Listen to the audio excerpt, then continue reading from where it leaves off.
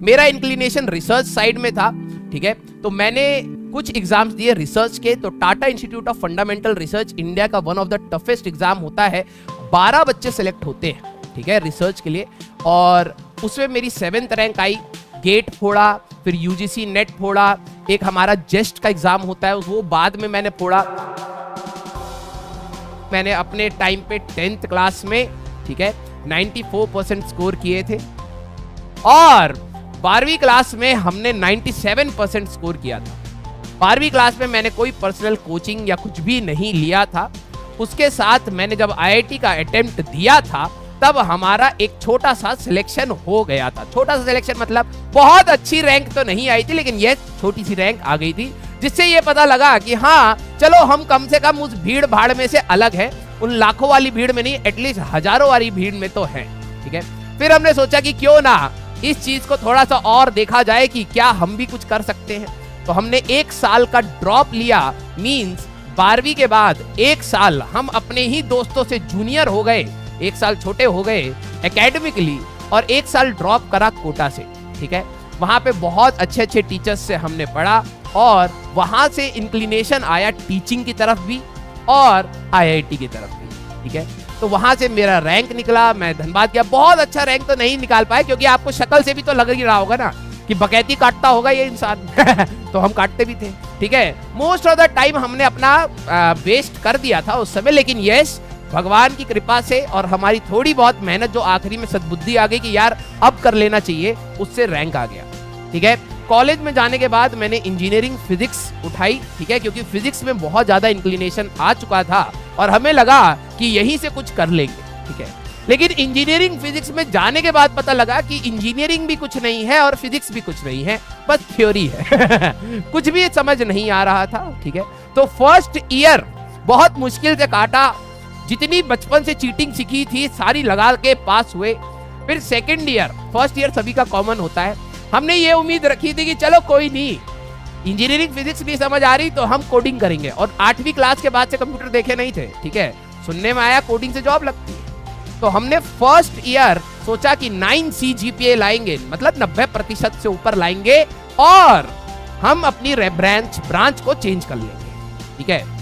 अब हुआ क्या कि 90% तो आए नहीं, और जिनके आए वो महिला मित्र थी हमारे बैच में, एक आध तो रूम में 1-2 दिखती थी, उनके और लग गए 90% और वो और चली गई, तो सारे लौंडे रह गए तो और कल्याण हो गया हमारा। फिर हमने कहा कि चलो अब तब भी सही है, डिस्ट्रैक्शन तो चलो खत्म हो गया हमारे ब्रांच में, सारे के सारे लड़के हैं, सारे के सारे आवारा बनेंगे।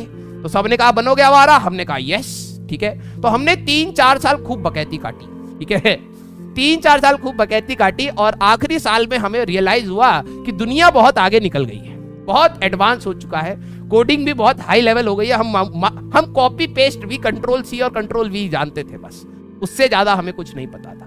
फिर हमने कहा कि चलो कोई नहीं, कुछ ना कुछ तो भगवान करेगा ही, हम अब मेहनत करते हैं। फिर उसके बाद हमने सोचा कि करा जाए, तो हमने बहुत सारे एग्जाम्स दिए।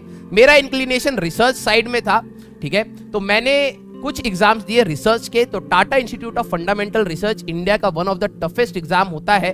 12 बच्चे सेलेक्ट होते हैं, ठीक है, रिसर्च के लिए। और उसमें मेरी 7th रैंक आई। गेट फोड़ा, फिर यूजीसी नेट फोड़ा, एक हमारा जेस्ट का एग्जाम होता है वो बाद में मैंने फोड़ा। फिर उसके बाद फोड़ने के बाद पता लगा कि भाई अब हम फूट चुके हैं एग्जाम फोड़ दिए, लेकिन अब हमारे में इतना पेशेंस नहीं है कि 5 साल और पढ़ना पड़ेगा, ठीक है, क्योंकि रिसर्च 5 साल की थी। हमने कहा अब ना हो पाएगा भाई, हमने कहा चलिए हम अब पढ़ाएंगे। हमारा फिजिक्स का 2 ही इंक्लिनेशन था, एक रिसर्च था और रिसर्च को तो भैया ऐसे पाँव मार के मक्खी के जैसे हमारा मार दिया गया। तो हमने कहा कि चलिए अब हम करेंगे, पढ़ाएंगे, हम बच्चों का भविष्य बनाएंगे, हमारे जैसा नहीं अच्छा वाला, ठीक है। वहां से हमारी शुरुआत हुई टीचिंग के अंदर। और फिर 3 साल टीचिंग करने के बाद मुझे ये रियलाइज हुआ कि जैसे अभी आपको बता रहा हूं, इसी टाइप का बिहेवियर आपका भी रहेगा। 3 साल टीचिंग करने के बाद पता लगा कि चले हमने जितने कुकर्म किए थे, जितने बच्चों की रैंक हम खा गए थे, सबको बकैती कर करके क्लास में, हमने कहा चलो उतने बच्चे हमने आईआईटी में पहुंचा दिए हैं, अब हमारा मतलब जो कुकर्म का घड़ा है वो भर गया। हमने टीचिंग छोड़ी, हमने सोचा कि अब हम करेंगे रिसर्च, ठीक है। तो हम बन गए मेट्रोलॉजिस्ट, मतलब मौसम विभाग में ठीक है। एक मेट्रोलॉजिस्ट होता है, बेसिकली एक साइंटिस्ट होता है जो मौसम का बताता है कि कब मौसम सही होगा, कब खराब होगा। उसमें फिजिक्स लगती है, ठीक है। फिजिक्स हमें आती थी और इतनी अच्छी आती थी कि कभी भी अगर आप मौसम विभाग की चीजें जानेंगे कि आज बारिश हो रही है, वो अगर 100% श्योर बोलेंगे तो उस दिन बारिश नहीं होती। क्यों? क्योंकि पीछे हम हमने ऐसी अपनी फिजिक्स लगाई वहां पर कि वहां पे गड़बड़ा गया सब मामला। हमारी प्रिडिक्शन बिल्कुल 180 डिग्री अपोजिट हो चुकी थी। कहने का मतलब जिस दिन हम कहते थे कि आज तो भाई तूफान आएगा, उस दिन कुछ नहीं होता था। तो लोगों ने प्रिडिक्शन बना ली थी कि आज बारिश बोली गई है तो बारिश नहीं है, आज बारिश नहीं बोली गई है तो बारिश पक्का है। तो उस मोमेंट पे रियलाइज हुआ कि बिल्कुल अपोजिट हो चुकी है दुनिया यहाँ पर भी।